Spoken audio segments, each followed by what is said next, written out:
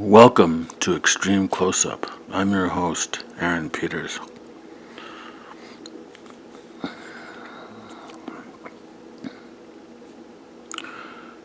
I want to talk about it's not really a conspiracy theory. Maybe it is a conspiracy theory. You be the judge.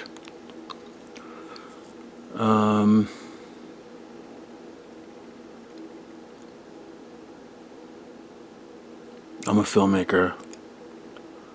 I've reached out to organizations about a project that I want to want to do a film project. And the film project is, and it's about homeless people. It's about the homeless. It's about helping people that are homeless.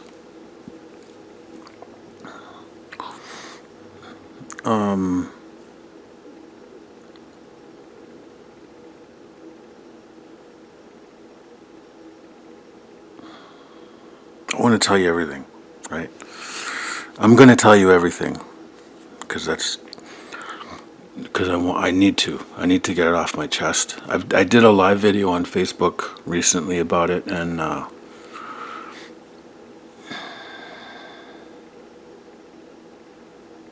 there's more to it. There's more to the story, so I wanted to get it out.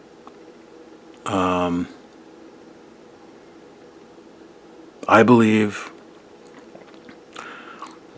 and I'm going to tell you why I believe this. I believe that the homeless situation in Winnipeg, Manitoba, I don't know what it's like anywhere else, but here in Winnipeg, it's not so much it's an industry. It's the homeless industry. I believe it's the homeless industry. It's not the homeless issue or the homeless problem. It's the homeless industry. Because there's people, and I'm going to tell you why I believe this. There's people that are gainfully employed by organizations that are set up. These organizations are set up to help the homeless. And helping the homeless is one thing, but eradicating homelessness itself is not the goal of these organizations. The goal is to keep the homeless people homeless. And anything, in order to keep the industry going, in order to keep their jobs going, they need homeless people. And I'll tell you why I believe all this. I got reasons.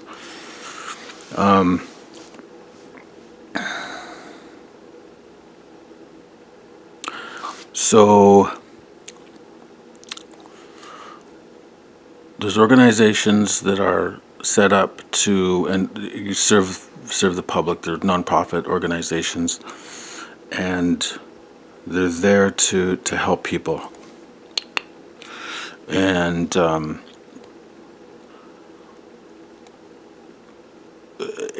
it's been a big deal to me. Like I've followed a few of them. I've talked to a lot of people in these organizations. I've reached out. And although there's been some successes along the way, a town like Winnipeg shouldn't have homeless people. I believe. Like it's too small. You know what I mean? Winnipeg's too small to have homeless people. Winnipeg's not really a city. Winnipeg is a town. Like, there's not even 1 million people here. Why are there homeless people? Addiction is one thing. Mental illness is another. Now,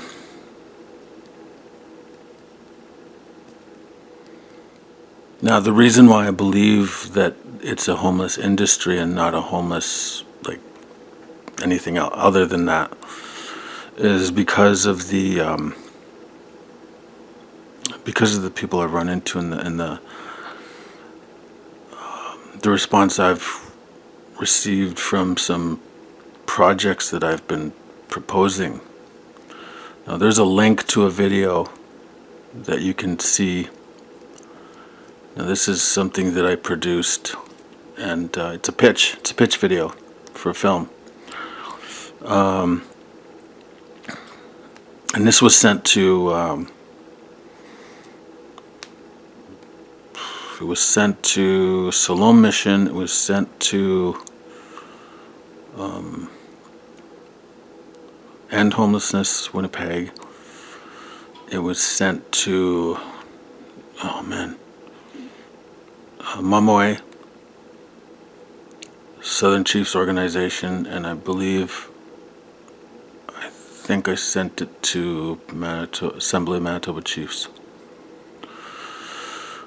You can watch it. There's a link. You can watch the video. It's a pitch. It's a different kind of pitch. I wanted it to look like I was being interviewed on CNN about the issue and about the film. In watching and working with different organizations and in speaking with different executive directors of these organizations, various,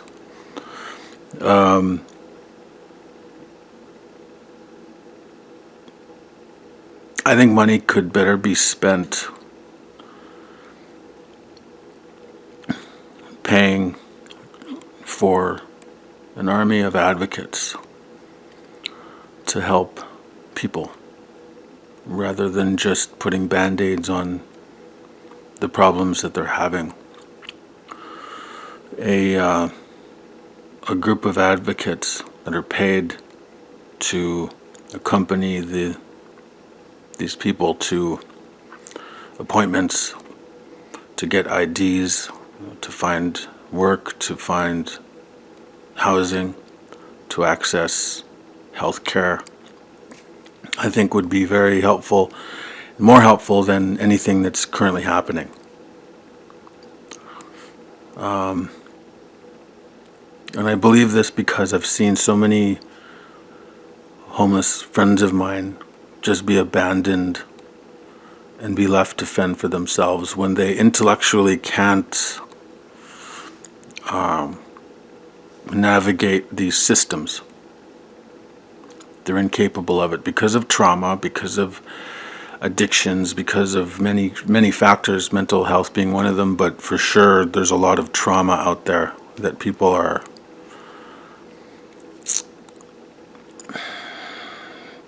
challenged with. There's a lot of trauma that people are dealing with, and it makes it very difficult for them to navigate these systems. And the systems are built in such a way that there's barriers involved anyways. Like, there's barriers that are built into these systems just for regular, everyday, normal thinking people.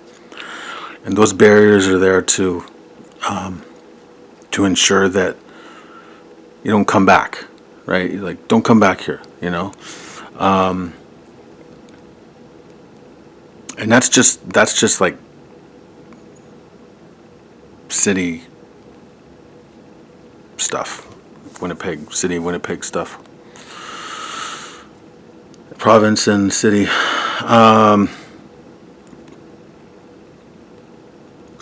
And so when you've got those types of barriers in place, and you've got a public that comes in and they're dealing with trauma, and they're dealing with mental health, and they're dealing with addictions, and maybe even health issues, if you make those barriers, if those barriers are there, these people with intellectual challenges, etc., well, those barriers become enormous. They're not just, they're brick walls because they can't navigate them, so they need help in navigating them. And so I believe advocacy is the key to this. Now, there's regular run-of-the-mill advocacy that everybody has. There's the organizations have these advocates in their employee. So there's people working for these organizations, some of them, that are indeed advocates, and I've seen these advocates at work, and it's very effective. Most of them are over the phone. So, for instance, someone will phone up on behalf of one of their residents. If there's a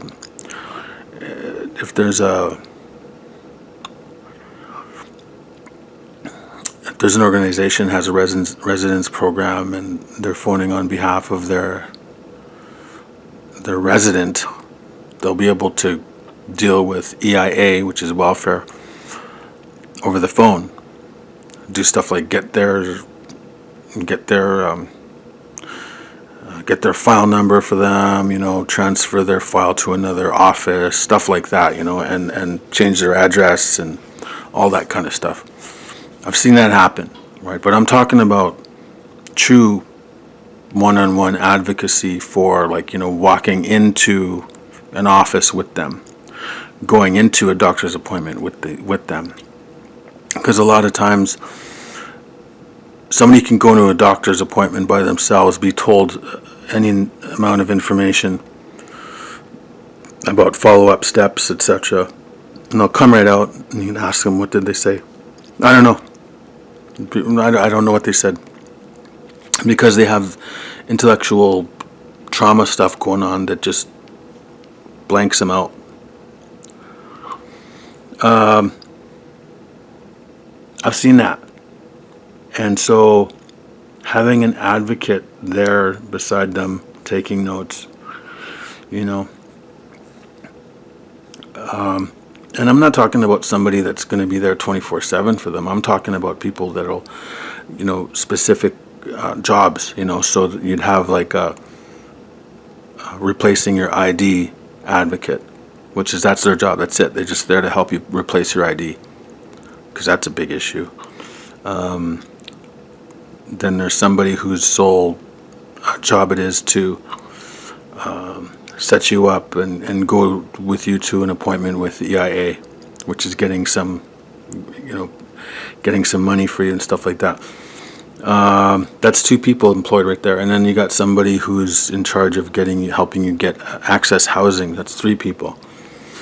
And the main, by the time you're done, you maybe have 5 or 6 people per person working on this. Sounds like a big deal, but you know what? Like, people are spending so much money on this that you might as well spend it on this rather than the current system, which is a homelessness industry. By all means, keep it going. If it works for you, that's fine. But I mean, I'm talking about, if you want to see some change, this is an idea that I have based on data that I've collected myself personally. Now, my film project that I don't know if I still want to do it, but I had an idea that I would follow a homeless person, and I would follow an advocate, and I would just show the barriers that exist, and maybe an advocate trainer, so you could show the barriers that exist for the people, in hopes of demonstrating on film for people, in hopes of showing the breadth of the problem, the scope of the situation, like the whole. Most people don't like. It would be like a reality show type of film, right?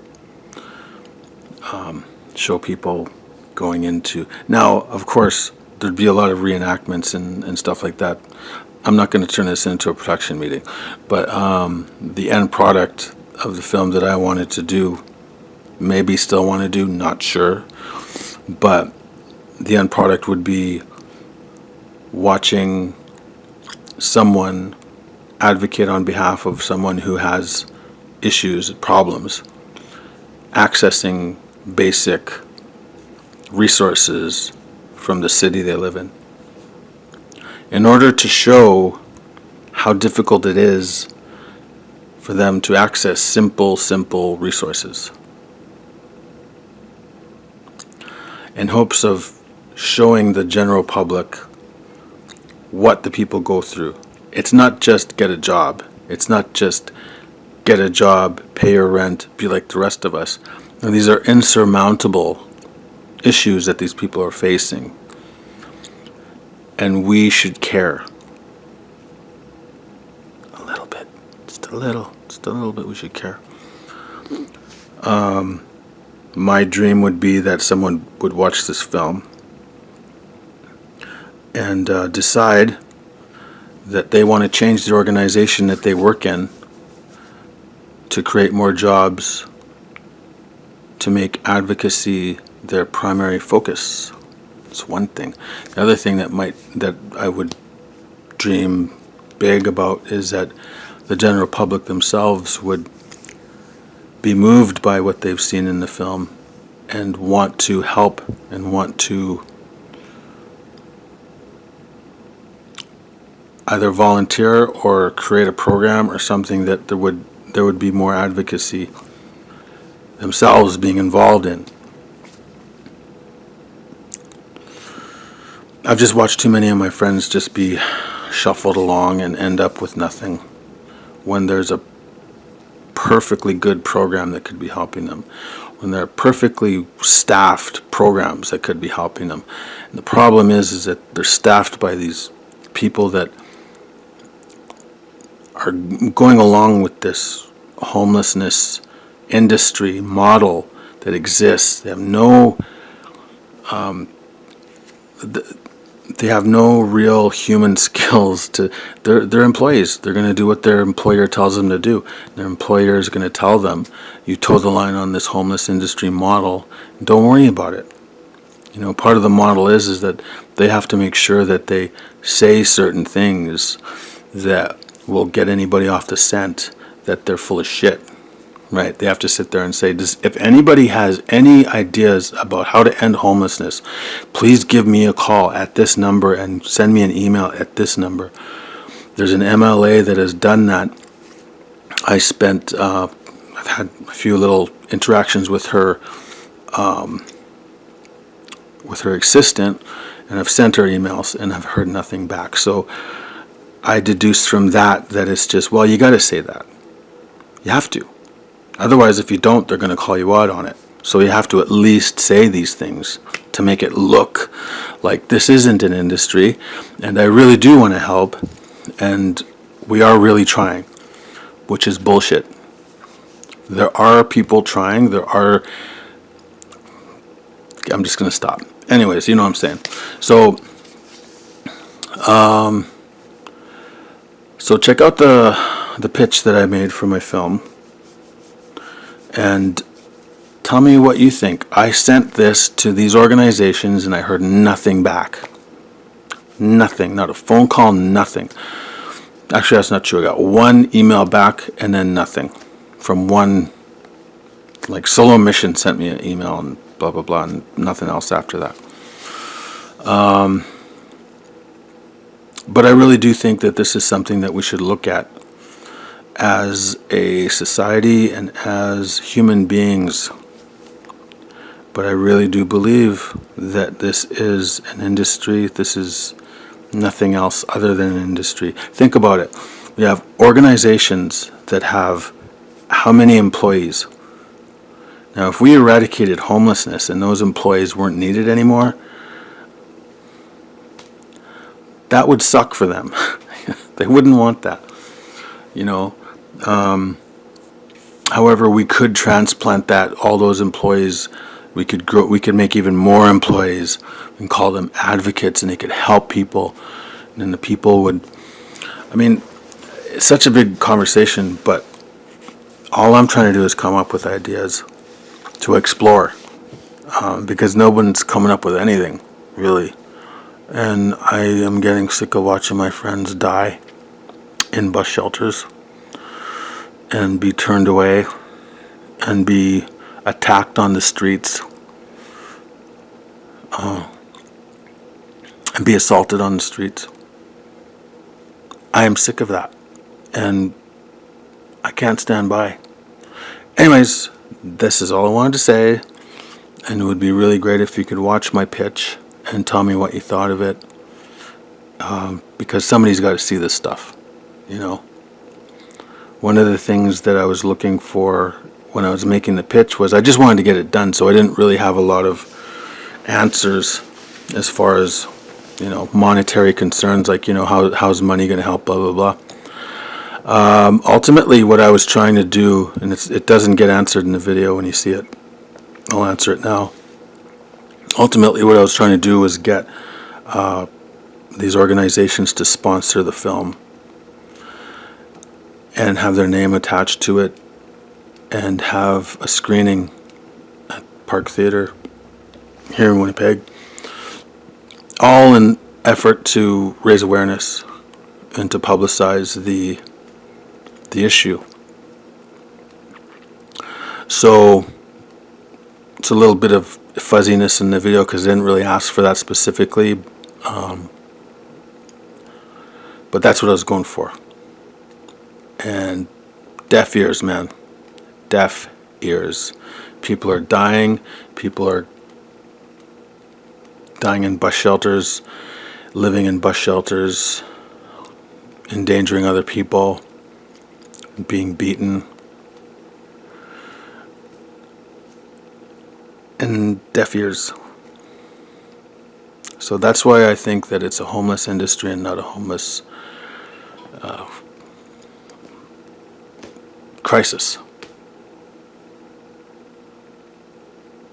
Let me know what you think in the comments, and by all means you can share this video with anybody you want. I'm only trying to help. I'm Aaron Peters. This has been Extreme Close Up.